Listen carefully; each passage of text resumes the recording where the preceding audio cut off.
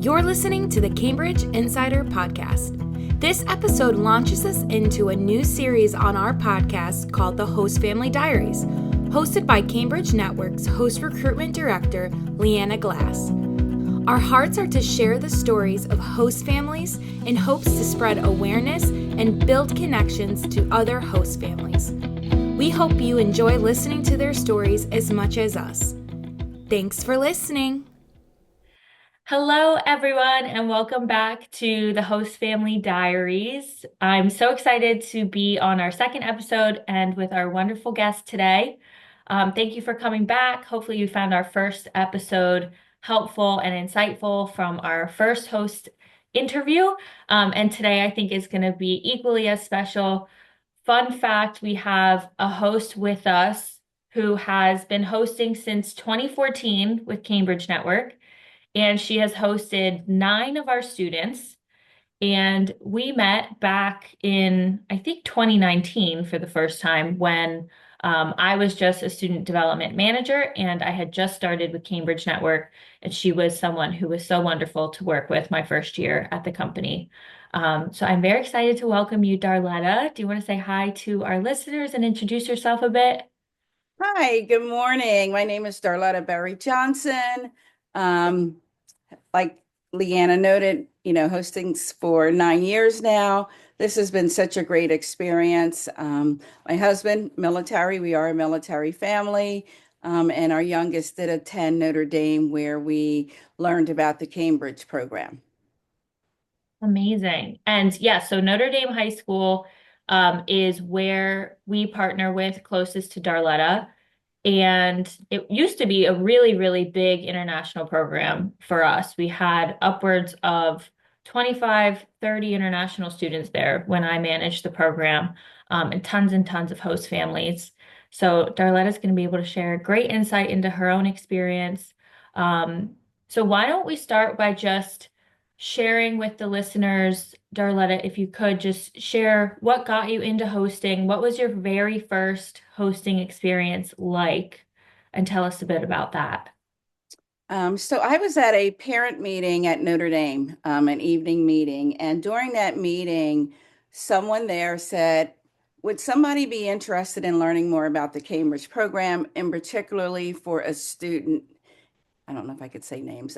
Jack, his American name. Yeah. He is a swimmer at Notre Dame, and he had 5 a.m. swim practices and then swim practices till about 8 o'clock that night. And the current host family lived what Great Adventures area, which is about 45 minutes to an hour away from Notre Dame, which made it very difficult for him and his host family.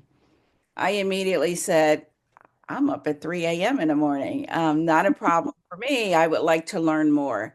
And that is literally how it began. I met with the agent who then told me more about the information, met with Jack, his family, prior to him leaving. And we said, absolutely, we'll go for it. We'll try it. And it was great. He was a great first experience for us. He already had experience in America with the host family that he was currently with. He was a junior. So for us, he was then a senior coming back to Notre Dame. And he just ebb and flowed with us from day one. Very laid back, spoke very good English for our first experience, and just really wanted to get engaged in who we are, learn more about our family, and as well as learning about his family. That's so We wonderful. I can't believe you heard the 5 a.m. swim practices and you were like, yep, no problem. What had you getting up at 3 a.m. every day? I'm a morning person. I am ready to start my day, but I'm in bed at, by 9 o'clock, 9:30 at the latest. I've never been one for a lot of hours of sleep at night, but I do like to get my day started. So supporting and helping him in that effort. And for us, we were maybe 15 minutes away from where his swim practice were. I believe it was at NJM College. So it was easy for us to get him over there and pick him up in the evening. Amazing. Well, I'm so happy that worked out. They were very lucky in that meeting to have you sitting in that audience, listening to the needs of a student with the 5 a.m. swim practice, because I know there are a lot of families that wouldn't work for. But it was so nice of you to say, you know what, that actually works well for my schedule and could work out. And you gave it a try. Yes, And look where it led. yes. So, yeah, what do you think it is about hosting that has kept you interested for all these years? And because I know it's not easy. There are students with different issues, challenges, just like any teenager faces. So I am sure you have seen it all when it comes to what students go through when they first arrive throughout the school year, and even towards graduation. You know, students go through different things, but you have stuck with hosting for 9 students since 2014. What do you think that it is that keeps you coming back and keeps you so motivated to host? Interesting, when we started with Jack, my daughter was a sophomore. So we were only hosting young men. They had the third floor to themselves, which is a whole, we were 4 floors. So it worked out extremely well for the young men. And it was about, for me, giving persons an opportunity. I always said after Jack and meeting him and getting to know his family from afar, and what his expectations were from his family. He was to come, he was to do well in school, go to college, and he had 2 younger twin sisters. So he knew his fast track in reference to graduating on time and then being able to help his sisters come over and have the same experience. And because he was so open about the expectations from his family to succeed and to do well, it motivated my husband and myself and my daughters to really help him get to the next level. Having him exposed to the different experiences, he definitely wanted to see and learn more about Philadelphia. Taking him to the basketball games, the Flyers games, the Phillies games in the center city to see the historical. He wanted to learn about the history of Pennsylvania and Philadelphia in particular. Gettysburg, you name it. If he said, "Hey, I want to go check this out," if we could make this happen, we literally made it happen. At the time that Jack moved in with us, we only had our youngest still here. Like I said, she was a sophomore. Jack was a senior. My oldest was off in grad school. My middle child was out on her own. However, they kept, whenever they were home, they would take him out. He went up to their college to see, Westchester. He wanted to go to Penn State or Drexel. We took him to those schools or put him on the bus to go to Penn State's a haul, 5 hours. But we made sure he was getting exposed to those experiences and seeing the campuses. And we were a part of the conversations and dialogues that he was having. And then he was having those conversations back with his parents. And always in terms of safety, Philadelphia, Drexel, would this be a good university? And taking him different times. So we were trying to really meet him where he was and what he wanted to do to exceed, and his parents wanting him to succeed, and also helping him maintain what he needed to do for school and his after school activities. Jack went on, he was ranked, I believe, number 3 his senior year in New Jersey with the swimming team.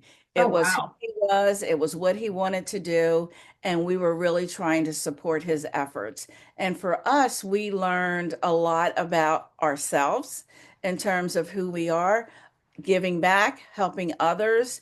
And after Jack, and we continued to do it, it was really, if my child wanted to have this experience, how would I want him or her, my daughters, to be treated, and how I would want them to be treated with the family, how I would want the families to go above and beyond to really try to have my girls feel comfortable and safe in a place that they don't speak the language necessarily. It's foreign to them, Yeah.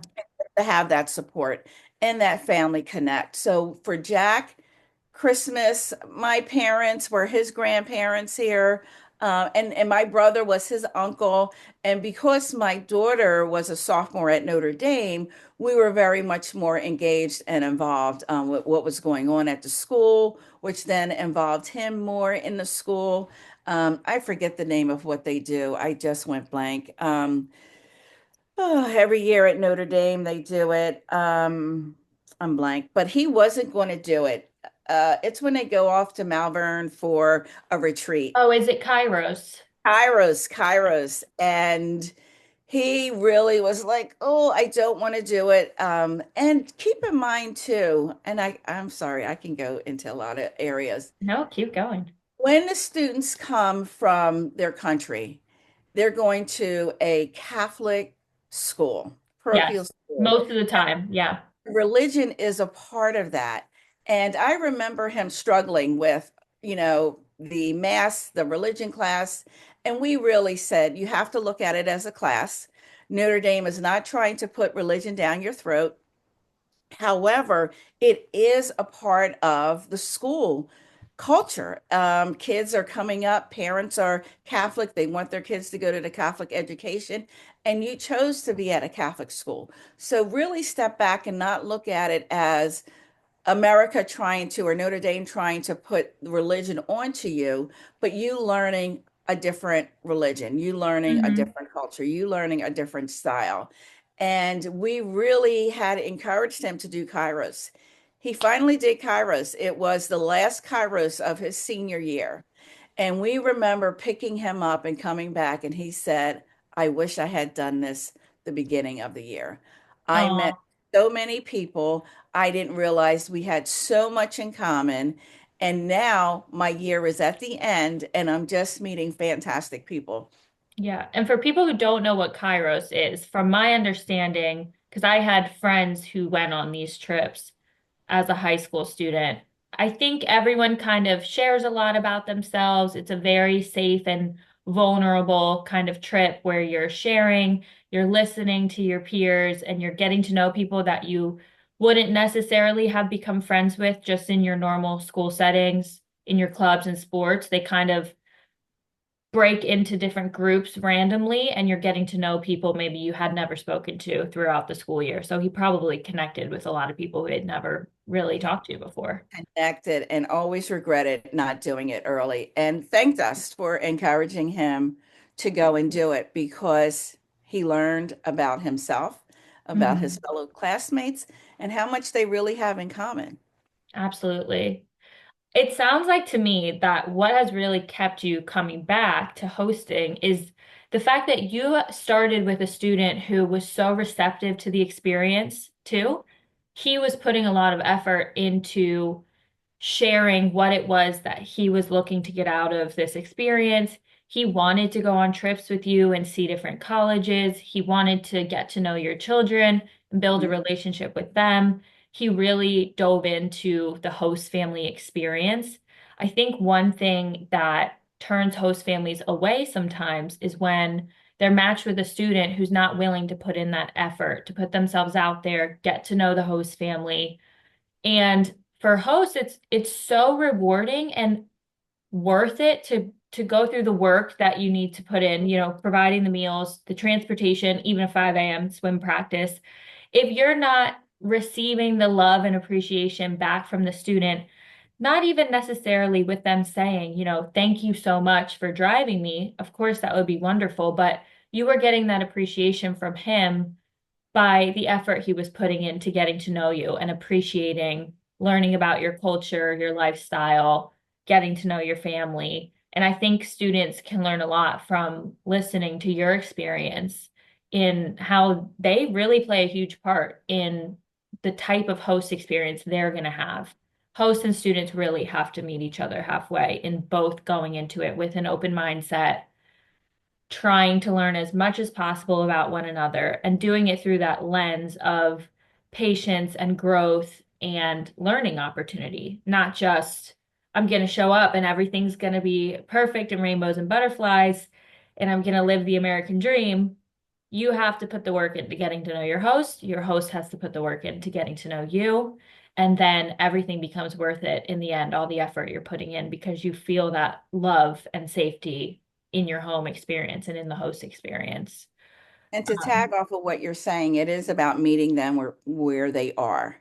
Um, Mhm. no different than we meet our kids where they are. We know their interests, we know their hobbies, and getting to know. And we quickly learned that he was a gamer. So is my husband. Let's see your games. Let's do those type of things together. And it is once that olive branch is out there, we literally picked him up from the airport, but we had kept in contact over that summer while he was away. And we picked him up from the airport and we were heading out on vacation.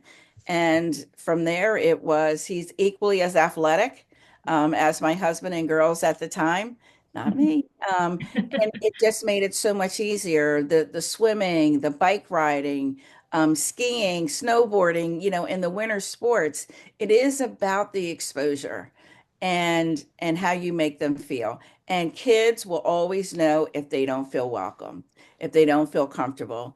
And then they tend to hide out and not get engaged and stay involved in what's going on and happening. And to tag on to something that you said that it's not for every student.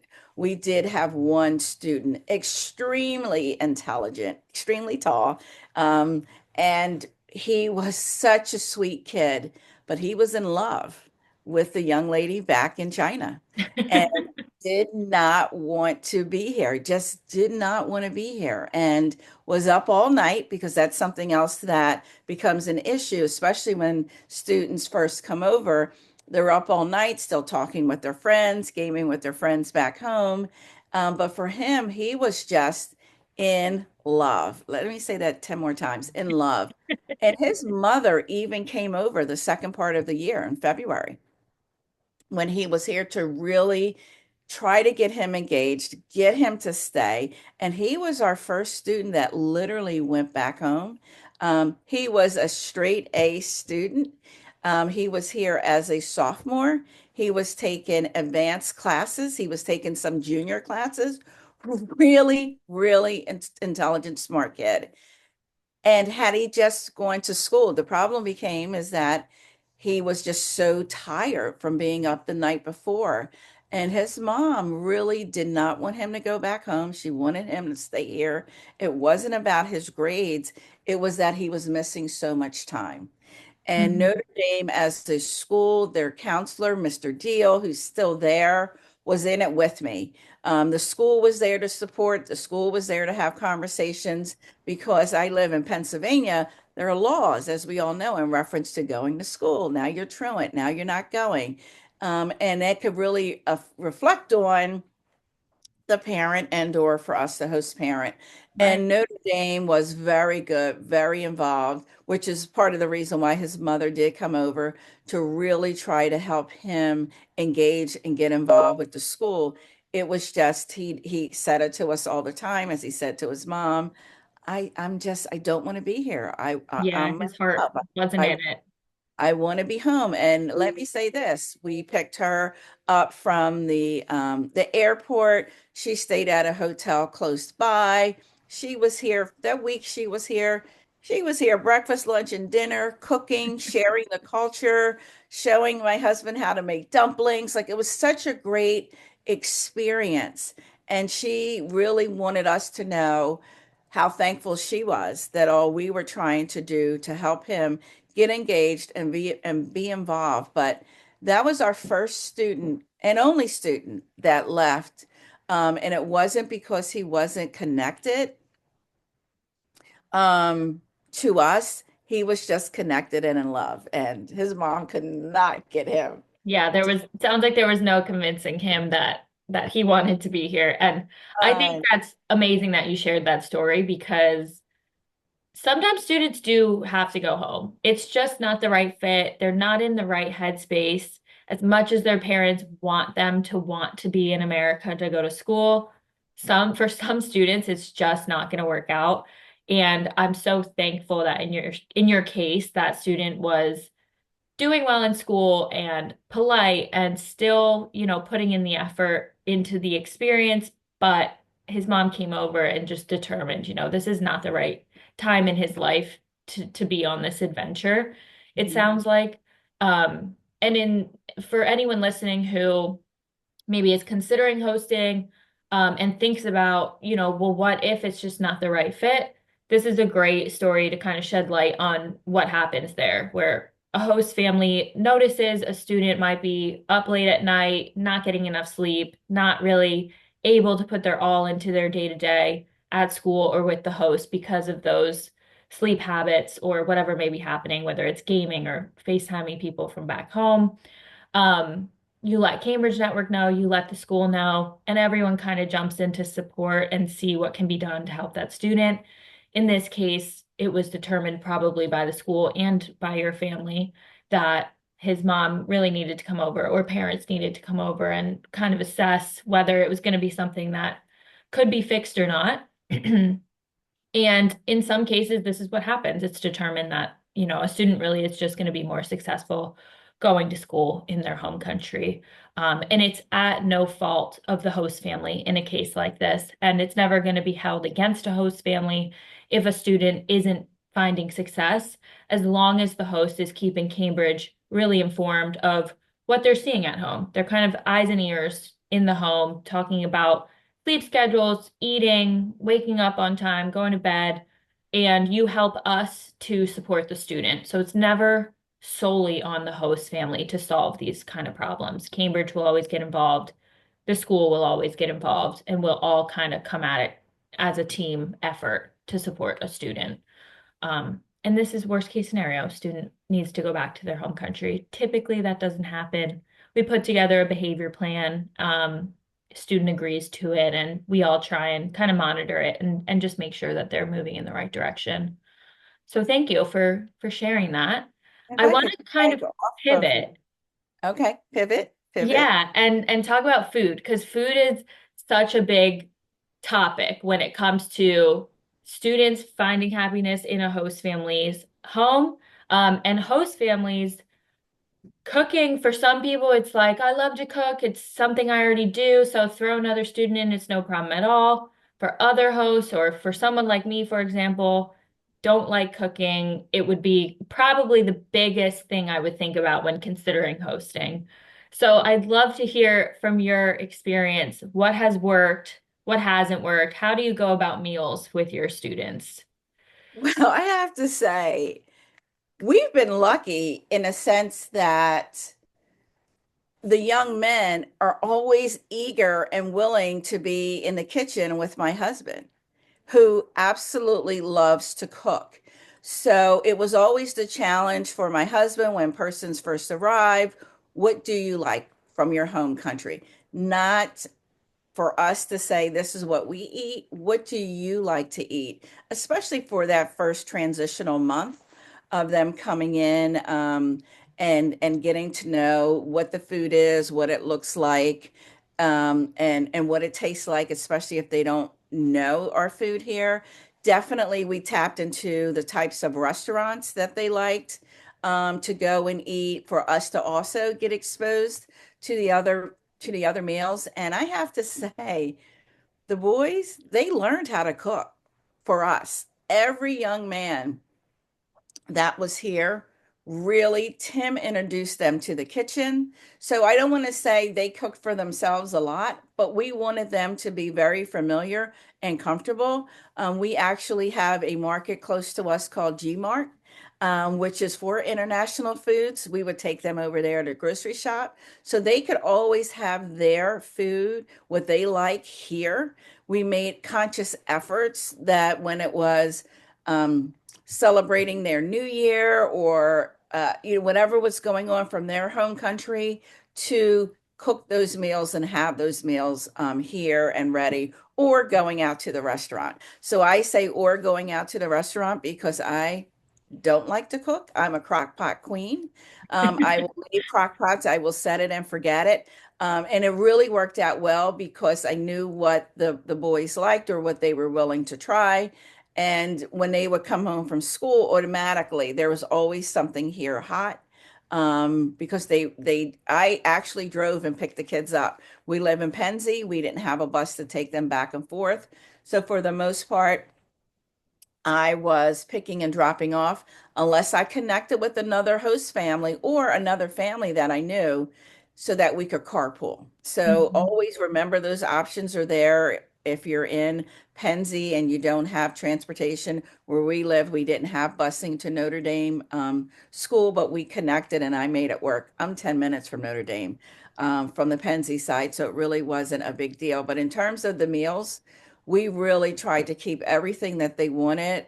They were very familiar with the kitchen. We were very conscious on the weekends when it's not as chaotic. They knew and the cell phones. So we're always texting. We're on the first floor. They're on the third floor. So we would text, or we have a bell, a ringing bell, that everybody that knows that, food is ready, feel free to come on in. We definitely had our meals together. But if the student was sleeping in, we did not say, get up and come down.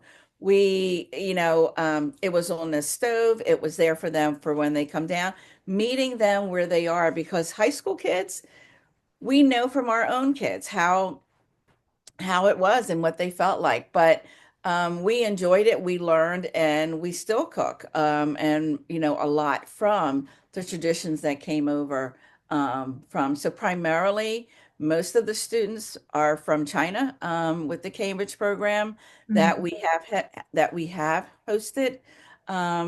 So that's why we're very, very familiar with the cooking and the meals, and they'll tell you. They will absolutely tell you what they want and what they would like to eat. And they are very conscious to be courteous and respectful, because that's what their parents are telling them when they come over.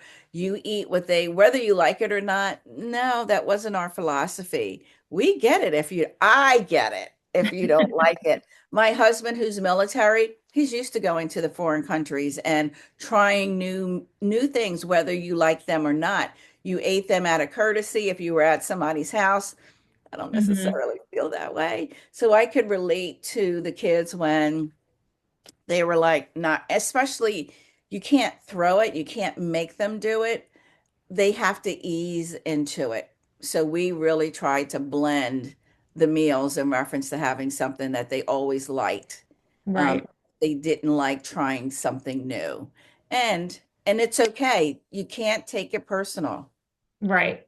I think your philosophy and kind of the way you came at this through all of your hosting with meals has been spot on with what I always recommend for people, which is you kind of have to figure your student out, and it takes a little while. It's going to definitely take that first month to figure out, is this a student who is going to want to get up for breakfast on the weekends, or are they going to want to sleep in and kind of come down to the kitchen and prepare their own food? You have to figure out, is this a student who has been in a kitchen before, knows how to cook, or do I need to show them step by step, here's how you use the stove, here's how you use the oven.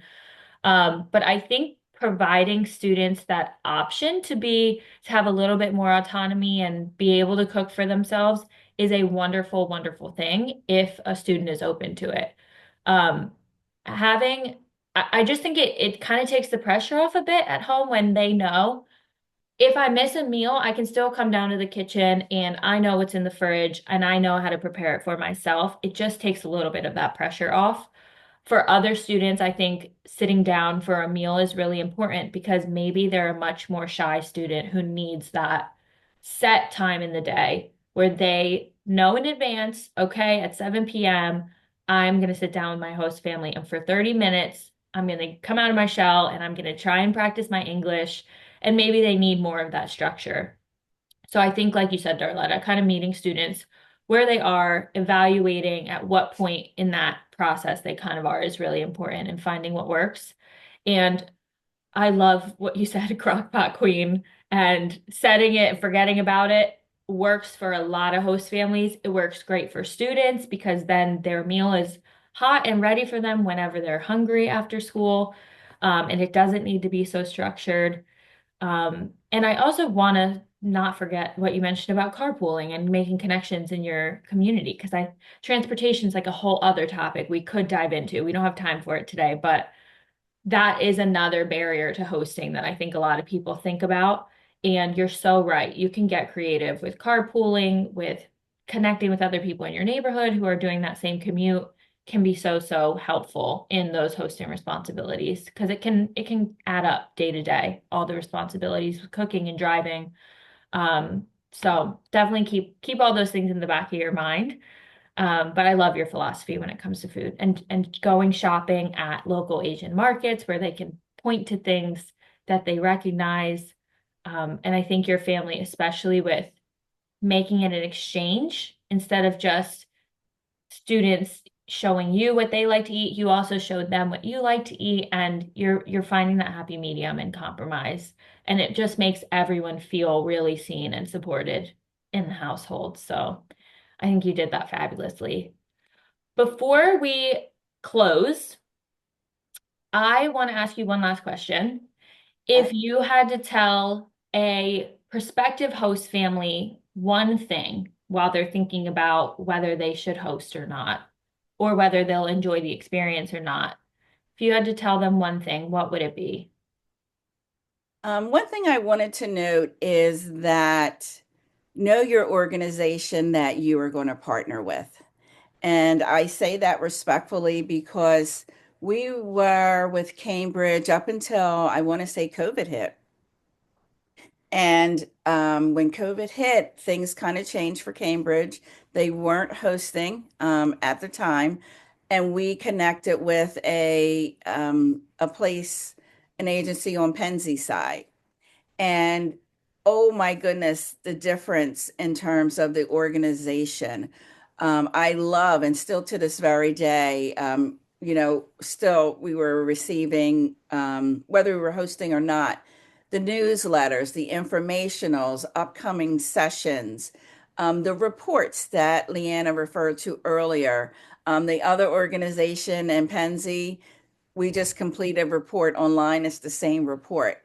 However, for Cambridge, it was about calling, having a conversation, connecting with the rep so that we knew them in the event that there is an issue. Mm-hmm. Makes it so much easier. And I just felt Cambridge was about building relationships, not just with the student, but also with the host families, so that we feel that we can come to them when there's an issue, a conversation that needs to be had on both sides, because those are the conversations that aren't always easy.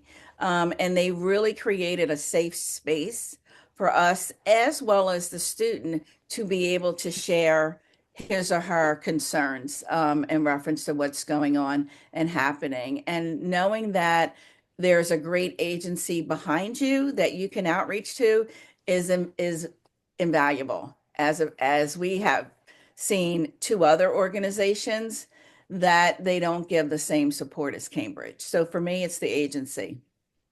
That is such a great answer. And I promise we are not paying Darletta to say that.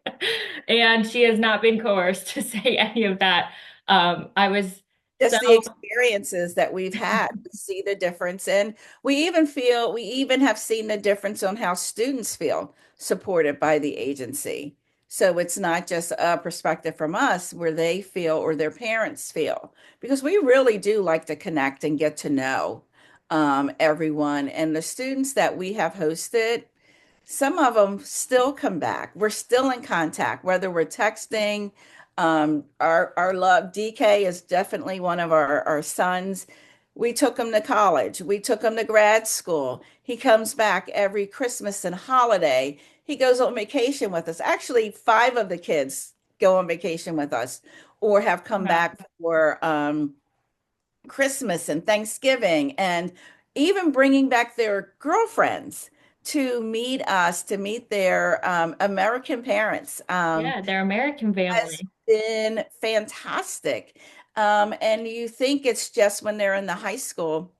For us, it hasn't been. We've made it a point to stay in contact once they graduated, went off to high school, went off to college, to always feel like they could come back. So I emphasize that because when COVID hit, three of those students came back and we had them here with us when COVID hit because they couldn't go back home. Wow. So it's so much more. You definitely build a family. And their parents are so appreciative, knowing that it's just so for me, I will always say we're beyond high school for us, we want that relationship to continue to grow. Mm-hmm. And I say that because four of those students came back when somebody very, very close to my husband um, passed away, and they knew that friendship was there. They came Oh, to go to the funeral to support him because for them, that was their dad. So when I say the relationships, and we had at some point two or three students here at one time. We have 5 bedrooms, and we were able to, host if there was a scenario going on and happening, people could come here. But for them to be able to come here for during COVID was huge. And yeah. we just didn't realize how far reached and how far connected that we were, but we were. Mm-hmm. So it does for me, we feel go beyond because we have built great relationships and they are considered family. Yeah. Oh my gosh, that's so special. I mean, I hear a lot of these stories, but I think what you just shared is especially touching with students coming back to support your family during a really tough time. And then knowing that they could come to you during a tough time where they are international students in college, their schools are closing, they needed somewhere to go throughout COVID. The fact that they came to you is just such a testament to the love and support and nurturing you showed them the whole time that they were living with you in high school. And those relationships just continue to kind of expand throughout life. Like you said, they're coming on vacation with you, you're in touch with their parents. I just think it can't be overstated how much these relationships that you form with a young person and being that support system for them throughout such such a life-altering experience for them when they're coming to the US for the first time and going to school here, learning the culture, having a host who is a pillar of support and welcoming and help for them throughout that whole experience. They'll never forget it. And when you get that relationship right, I truly think that's a lifelong relationship that's been created. Um, so yeah, thank you so much for sharing that. And just to touch back on the agency thing, there are so many different homestay providers, and I think that's so smart that you said the number one thing you would suggest for a prospective host is to look into the agency that you're looking to work with. Cambridge Network puts a lot of emphasis on host family support. We have our host advisors who you'll go to throughout the whole time that you are matched with a student who are sounding boards and can provide any type of feedback or support that you need or guidance. Students have learning coaches now. I don't know if our students had learning coaches when you were hosting, Darletta, but we now have learning coaches. So that's an even additional person that the students get in their kind of support toolkit when they're with Cambridge Network, along with a family advisor as well. So it's so true. I think the agency makes a huge impact on the type of experience a host family is going to have. So don't just look at the stipend amount. Don't just look at, what school's closest to me. Look at what host family support that agency provides. And I think that should be a really key indicator of where you should go next. All right, we have just a minute remaining in our Zoom meeting here, so I'm going to wrap up quickly. Thank you so, so much, Darletta, for your time. It was a pleasure speaking with you again, getting reconnected, and I think your advice and feedback and sharing your experience has been invaluable to our listeners. So thank you so Thank much. you. Thank you for outreaching and good luck to everyone. Thank you. All right, well, to our listeners, thank you so much, and we will see you in the next episode of Host Family Diaries. Thanks for listening to the Cambridge Insider Podcast. Don't forget to like and subscribe to our YouTube channel to never miss an episode. For more Cambridge updates, follow us on Facebook, Instagram, and LinkedIn. Have a great week and stay connected.